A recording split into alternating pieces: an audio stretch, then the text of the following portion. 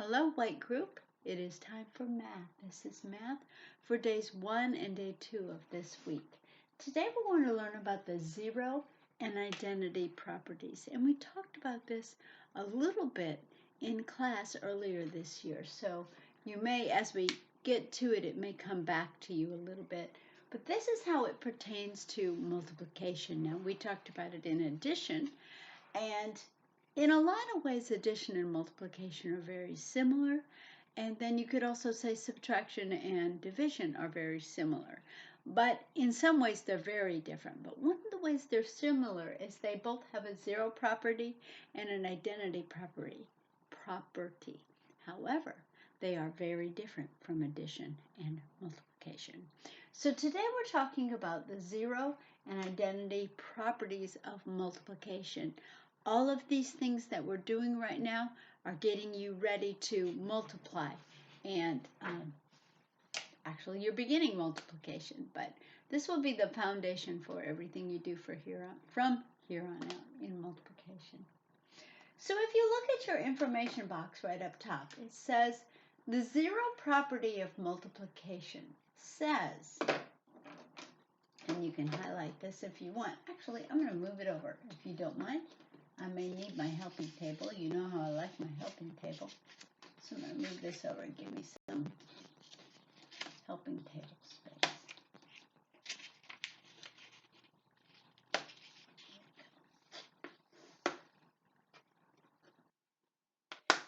The zero property of multiplication states that when zero is a factor, the product is always zero. Now remember, we talked about parts of a multiplication problem being 2 times 4 equals 8. These two things are factors. These are what you are multiplying. Factor. And the answer is called the product.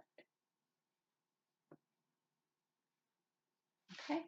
And the last property we talked about, the commutative property, says you can switch the factors up and still get the same product. Okay? And you can't switch the factor and the product because that won't work. But you can switch the two factors around and still get the same product or answer. All right?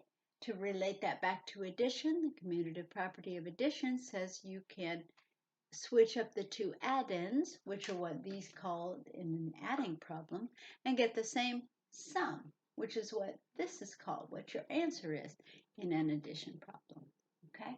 So I want you to always call to mind how this relates to addition, but I don't want you to do that so much that you get confused. So for today, for the zero property of multiplication, we learned that when zero is one of the factors, the product is always zero. So let's write this way.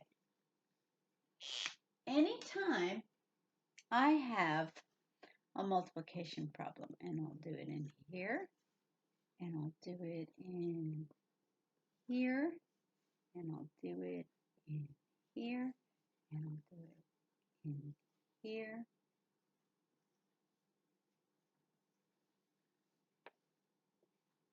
Anytime zero is one of my factors, you see it here, here, or here.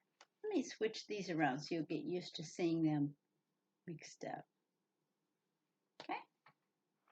Anytime zero is a factor in your multiplication problems, the answer is always zero. Always.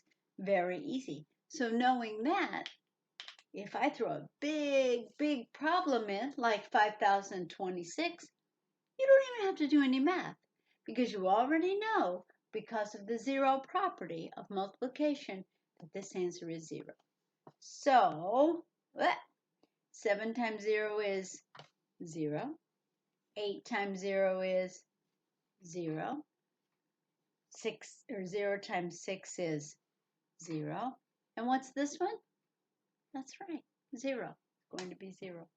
This is the zero property of multiplication. I can have 7 million times 0, and it'll still be 0. I can have 8 times 0, 5 times 0, 12 times 0, 24 times 0, hamburger times 0, and the answer is always going to be 0. Okay? That's the 0 property of multiplication. Now, having said that, we also been talking a little bit about breaking your paper into parts. You have 2 parts to this paper, I can see. I've just learned that the 0 property says that anything is 0. So I can really make this faster for myself. I can make this worksheet faster for me. By now, I'm going to separate all the problems that have 0. There's 1. There's 1. That one has a 0. Oh, that one doesn't have a 0. That one doesn't have a 0. That one doesn't have a 0. That one doesn't have. This one has a 0. This one has a 0. This one has a 0. And that's it for my zeros.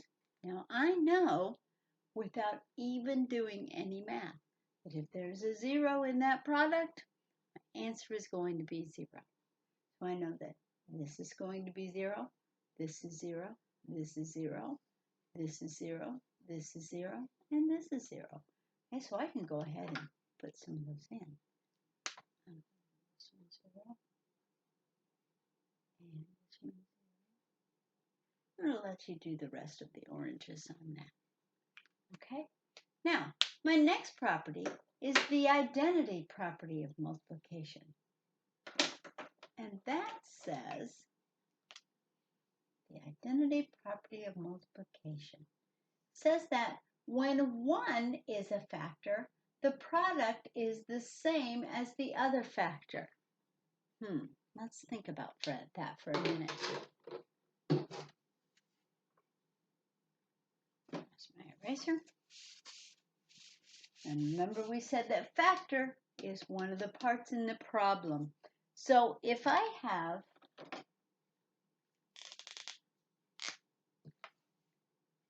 6 times 1, or 1 times 12, or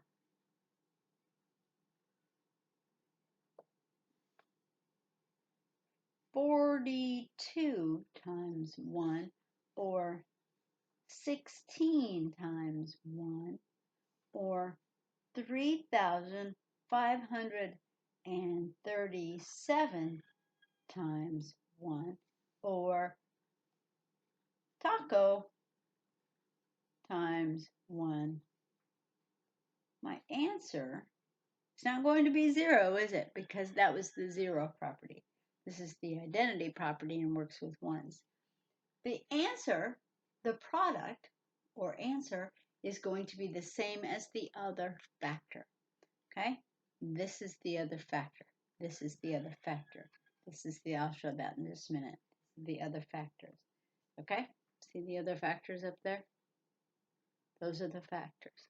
So 6 times 1 is always 6. 12 times 1 is always 12. 42 times 1 is always 42. And 16 times 1 is always 16. That's right. You've got the hang of this. Very good. So let me write these in. 6 times 1 is 6. 12 times 1 is 12. 42 times 1 is 42. 16 times 1 is 16. Now, let's do some hard ones. What would 3,537 be times 1? That's right, 3,537. Okay.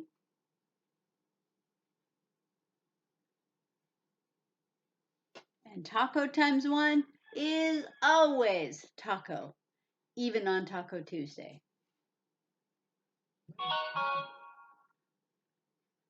There you go.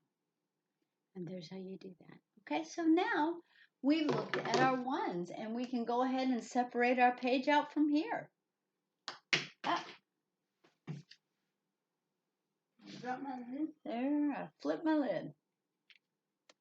All right. Let's do those in green. There's 1, the 1 in it. There's an identity property. There's an identity property. There's an identity property. There's 1. There's 1. There's 1. There's 1. There's 1. And it looks like there's 1 here because that's the number 1. Okay? Easy peasy. Have I done any math yet? No. I've done no math. And on this worksheet, you don't have to, because you know that when 1 is a factor, the product is always the same as the other factor. Or if 0 is a factor, the answer is always 0. Okay? There's no math today on this. Congratulations, no math. So let's look at what we've got. So now let's look at the greens. We can fill some of this in. 8 times 1 is always 8. 6 times 1 is always going to be 6. Very good. Let's do this one. 7 times 1 is 7. And just to switch back, 0 times 2, up, I'm jumping back up to this property, is always going to be 0. Okay? Now, it helps when you break that page down because you're not eating all the birthday cake all at once. You're taking little bites. You're taking your bites. Okay? So we're breaking it up a little bit. We're going to eat this part first, this piece. We're going to eat all the green pieces. And then we're going to eat all the orange pieces. Okay? So we're breaking it down so we don't overwhelm ourselves. And you can do this. You just have to learn to be a good teacher, which you are. You are all good teachers. And you know that a worksheet, a work page, has different parts to it. Remember your title and your name and your information box. And if you break down your skills and your concepts, you can see that all of these from here to here are vertical problems. All of these from here to here are horizontal problems and have arrays. And then down here, and they even separated it with a line, they've got a word problem for you. Okay? So if you learn to read your worksheet, it's going to make you a better student in that you'll be able to kind of figure out what the publisher of the book or the writer of the worksheet was trying to get you to do. In this section, it's giving you practice on vertical problems. In this section, it's giving you practice on arrays. And in this section, it's going to take you into a word problem. Okay? Makes it easier to kind of digest a little bit. So having said that, let's go down to our arrays. And remember, we did this last time. An array is a grid, and I didn't get a grid out today, but it lets you picture this problem in your head, how it looks. And so I'm going to have to do these very tiny. You'll have to do these a little closer, a little bigger when you do it yourself. But we've got 9 times 1. Do we even need to do any math to find that answer? No, because our identity property says when 1 is a factor, the product is the same as the other factor. 1 is a factor. What is the other factor? 9. So my answer is 9. Will it be 9 for every problem that involves 1? No. But when it involves 1 and 9, it is. Okay, so you already know the answer. That's half the battle right there. Now you have to put it into an array. So we've got maybe 1 on the top and 9 on the bottom. Again, doesn't matter which order you get these in. You can put 9 on the top and 1 on the side if you want. That's okay. Now we have to draw our spots. So it says 1 spot up at the top, 9 spots down at the bottom. And remember, you've already counted 1. So that's 1, 2, 3, 4, 5, 6, 7, 8, 9. Wow, that's tiny. Just a clue. You might notice, and they do this a lot in math, if it's a perfect square and it's got a grid in it, probably got 10 on one side and 10 on the other. That makes it a little easier to count out. This does have 10 going down and 10 going across. What's 10 times 10? That's 100. So it's got 100 little boxes in here, but I'm counting 1 at the top and 9 going down. And so 9 times 1, then if I count them up, 1, 2, 3, 4, 5, 6, 7, 8, 9. There it is, 9. That's my answer. Okay?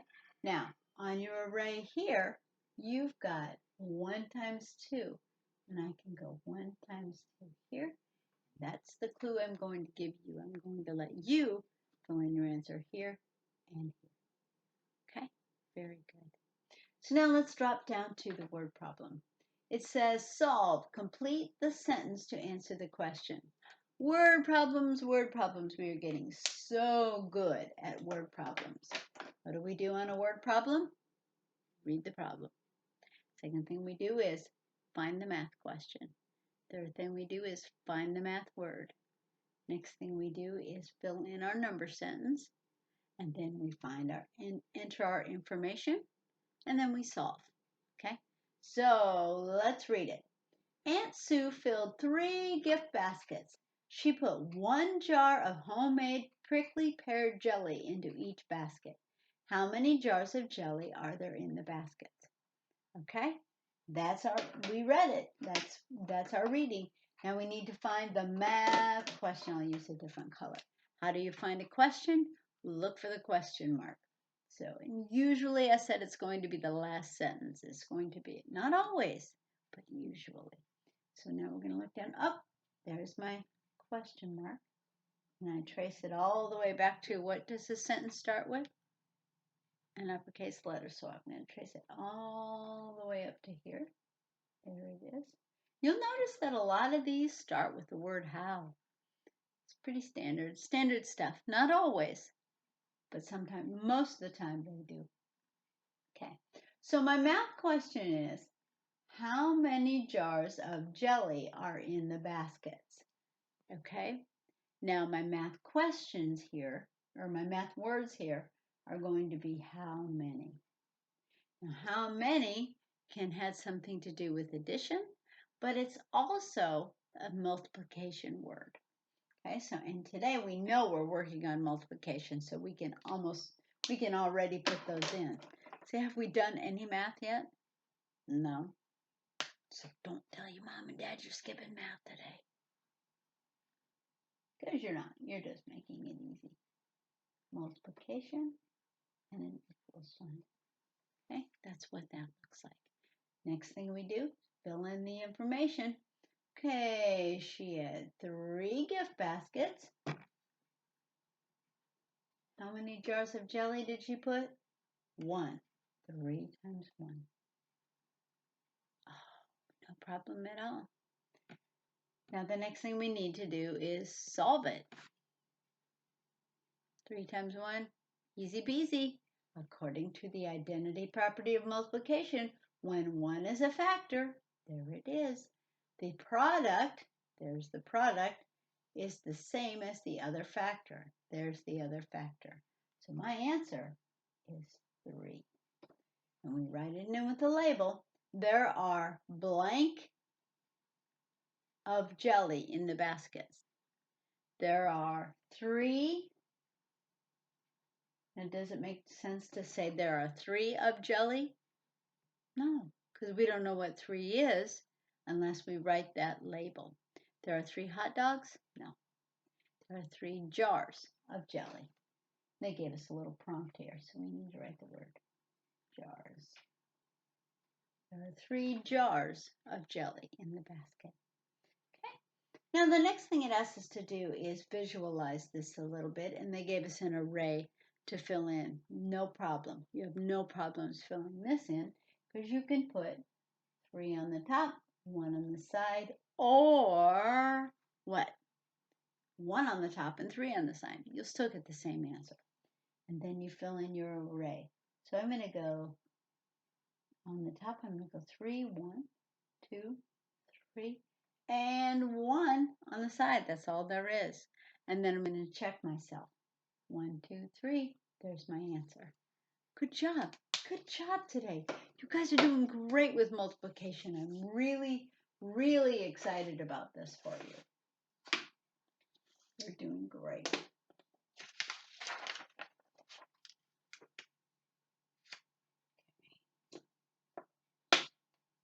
All right. This next section is going to give us a little bit of cookie practice. Remember when we did the cookies? All right, I want you to use cookies on these first two. They did arrays, and arrays are a tool, but cookies are also a tool. So for these two, we're going to do some cookies. Okay, the first thing says 5 times 1. Do I have to get even my fingerlaters out to calculate that? Nope, because I know that the identity property says if one is a factor, the product is the other factor. So I know my answer is what? 5. That's right, 5. Okay, so for this one, I can mix up those factors. I can draw 5 cookies with 1 chocolate chip, or I can draw 1 cookie with 5 chocolate chips. I think I'll do 5 cookies with 1 chocolate chip. 1, 2, 3, 4, 5 cookies. Each cookie has 1 chocolate chip. They kind of look like eyes, don't they? And if I count those up, 1, 2, 3, 4, 5, there's my answer right there. Next one asks us to do this in an array. 7 times 1, I did. I don't even have to get them out, do I? 7 times 1 is 7. Okay, I can put 7 up here and 1 down here. It's all good. And then maybe I'll go 1, 2, 3, 4, 5, 6, 7. And I've already got my 1 on the side, so I'm good. Count those up. I still have 7. That's how I check myself. So I'm going to have you do these two. Circle them here. I'm going to have you do. Actually, we were doing on the front. What did we do? We did orange for the zeros and green for the ones. Let me check myself. Yep. A little consistency here. This has to do with the 1. This is multiplying by 1. That's a 0 multiplying by 1. Multiplying by, oh, look at this one. This is 1 times 0. I've got 2 properties in here. We'll do this one in a minute. This one's special. But let's mark the others. This one. Okay, this one looks like it's 1. There's 1. And this one is times 1 as well. But now we're going to do the ones that have 0. This one has 0. This one has 0. This one has 0. This one has 0. There's our special. This one has 0. This one has 0. This one has 0. Okay? So, do the green problem first or do the orange problems first. It's okay by me. But if you break this down into sections, it makes it go even faster. Remember when we were doing Mad Minutes and you picked the ones you knew first? That's a strategy and it helps you do it quicker, okay, and more efficiently. And you don't stress so much about all of them. Okay, so coming back over here, we were going to do, let's do this problem since it's horizontal. It looks a little different, but the same thing applies. This has to deal with the 0 property. 0 property says any factor times 0 is 0. So I know my answer right here is 0. Now let's come down and look at this. Well, a math problem can only have one property, can't it? It can have as many as it needs to have, as many as works. So let's try the 0 property on this. It says 0 times any other factor is 0. So if I use that property, my answer is going to be 0. Let's test it with our identity property. and see if we get the same answer. Now, the identity property says anything times 1 is the other factor. 1 times 0 is 0. Yes. See, we've learned that both of the properties apply in this particular case, and they both work. Okay? So there's your answer. See right there. All right. I'm going to let you do, this is your math problem or your word problem. I'll give you a couple of clues on here. We know we're doing multiplication. What else can I give you? I'll give you the math words. Here's the math words. How do you fill in the rest? Underline the math question and fill in the array. Oh, actually, I'll do one part of your array for you. So that's 6. I'll fill in. I'll let you do the rest. I think you can get this. I think you can do it. Now, at the bottom, it has a review on it, okay? Now, let's review. If we look at this was subtraction with zeros. And remember, when we subtract with zeros, we need to go back and back and back. If we go to our neighbor's house to borrow one, he's not home or he doesn't have it, we have to go further down. We have to go down another house to ask that. We have to keep going down and down and down until we get our answer.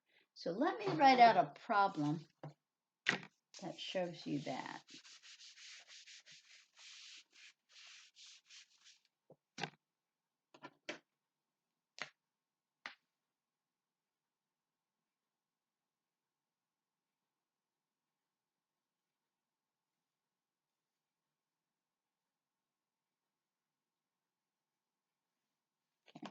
I start up here and I go, if I have 0, can I take 3 away? Nope. And this is not a place where subtraction, you cannot mix around your numbers. You have to do it in order. So if I have 0, can I take 3 away? No. So what do? Come to my neighbor. He says, sorry, man, I'm all out. I don't have any for you. She says, it's all good. Now you have to go to the next guy. So now you come to Mr. 7. Say, excuse me, Mr. 7. He says, yes. He says, can I borrow 1? And you're only borrowing 1. He says, sure. What are you going to do with it? Oh, I'm going to take it to my neighbor's house and then borrow it from him and then go back to my house. All right. So let's go to Mr. 7. If he gives us 1, it changes Mr. 7 to a Mr. 6. He gives us 1, but it's too heavy to carry all the way back to our house. So we have to go back to our neighbors. So he gives us 1. We put it right here. Okay? That makes him, now, he's great. Now I'm Mr. 10. And then you say, yeah, but can I borrow 1? He says, sure. So now it changes Mr. 10 to Mr. 9. Okay? And then the one he gives you, you can take back to your house. There you go. Okay? And now 10 minus 3 is what? 7. Okay, if you count that up from 3 to 10, or count backwards, 10, 8, 9, 8, 7. There you go. Ah.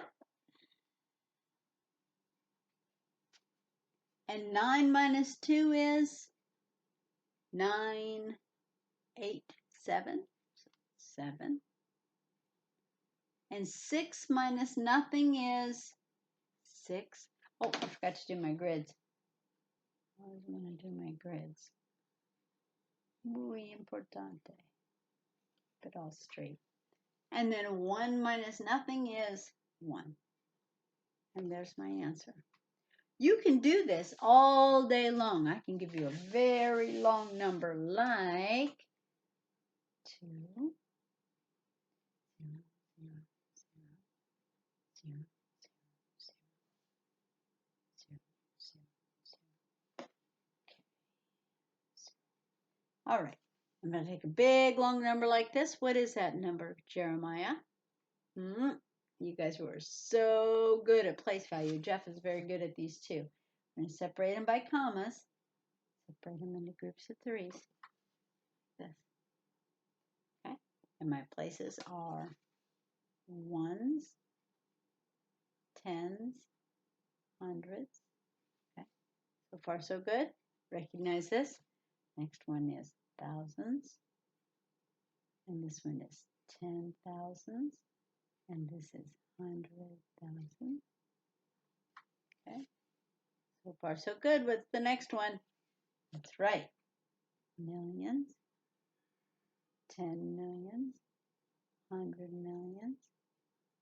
What's the next one? Do you know the next one? That's right, billion.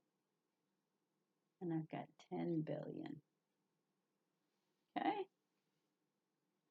So what I have here, if I look at this number, is 20 billion. So this number is 20 billion. But what if I take 20 billion minus 6? Can we do it? Of course. We are experts. Now, a lot of zeros in there, a lot of numbers in there. I always advise writing your grids to keep your place value straight. Okay, here's what your grid looks like. Can we do it? Sure. 0 minus 6. Can you do it? Nope. Knock on your neighbor. Does he have it? Nope. Knock on your neighbor. Does he have it? Nope. Knock on your neighbor. Nope. Knock on your neighbor. Nope. Knock on your neighbors. Nope. Knock on your neighbors. Nope. Knock on your neighbors. Nope. Knock on your neighbors. Nope. Knock on your neighbors. Nope. Knock on your neighbors. Hey, he's got it. And he's home. He's going to give us 1. So that changes Mr. 2 to a Mr. 1. Okay, I'm going to take all these place values out of here so that you can see me carry those. Okay, you're going to need to see me carry those numbers. Okay, so it changes Mr. 2 to Mr. 1. And then I got to bring it to my neighbors. And then he gives me 1. So it changes Mr. 10 to a Mr. 9, gives it to my neighbor. See that? Changes Mr. 10 to a Mr. 9 and take it to my neighbors. See that? Changes Mr. 10 to a Mr. 9, take it to my neighbors. See that? Changes Mr. 10 to a Mr. 9, take it to my neighbors. Change Mr. 10 to a Mr. 9, take it to my neighbors. Change Mr. 10 to a Mr. 9, take it to my neighbors. Change Mr. 10 to a Mr. 9, and what next? That's right, take it to my neighbors. That's hard to see up there, but it's in there. Change the 10 to a 9, take it to my neighbors. I got it right over here, it's hard to see. Change the 10 to a 9, and he finally gives me that 1. So now I have 10. Kind of hard to see in there. Now I have 10. Okay, and 10 minus 6 is 4. 10 minus 6, so I go 10, 9, 8, 7, 6, 5, 4. Now I have 4. And believe it or not, this is the longest part of it. Once you get this solved on a big problem like this, the rest are easy. Now, here's the 0 property of addition. 9 minus 0 is 9. 9 minus 0 is 9. 9 minus 0 is 9. 9 minus 0 is 9. 9 minus 0 is 9. 9 minus 0 is 9. 9 minus 0 is 9. And we fill those in.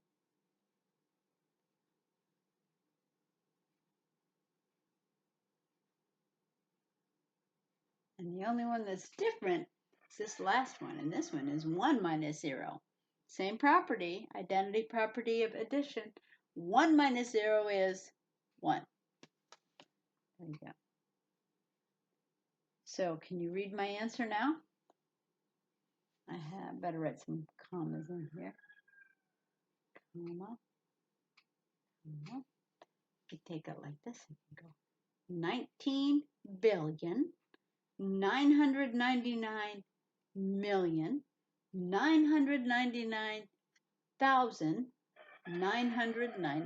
Okay, very good. That was a big problem.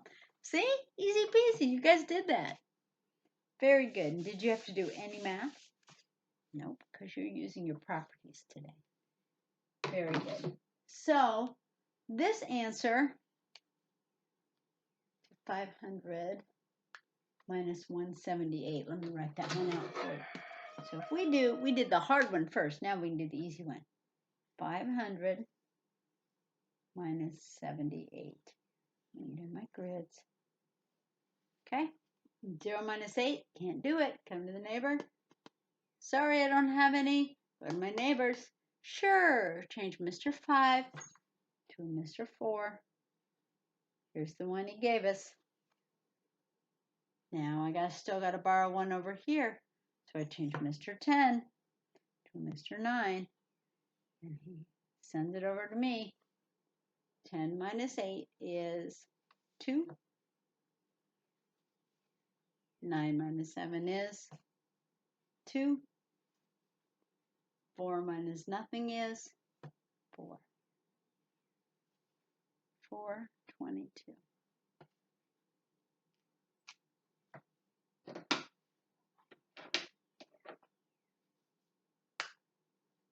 But, and here's a biggie. If you don't show me your borrowing, your carrying up here, I won't know that this is your work. And I need to have it be your work. So, I need to know that you went all the way to 5, change it to a 4, 10, 9, 10. There you go. And now, if I see this little bit up in here, I know that you did this yourself. I know that you carried and you borrowed and you did everything you needed to do. If you don't have those marks in there, I don't know that you just didn't use a calculator, which is cheating. So sometimes it's not, but today it would be. I need to see these numbers in order to know that you did your work correctly. Okay, so that's 2, 2. It was 178. I'm sorry.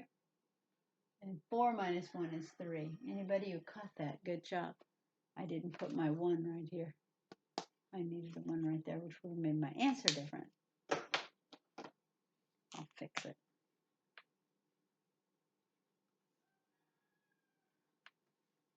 And 4 times 1 is 3. The answer is 322. Okay, I'll let you finish that up. Excellent job today. Good job. You're going to finish all of the ones that we didn't get to. It's going to be these. I need front and back done. Excellent job. Have a beautiful day. Bye-bye.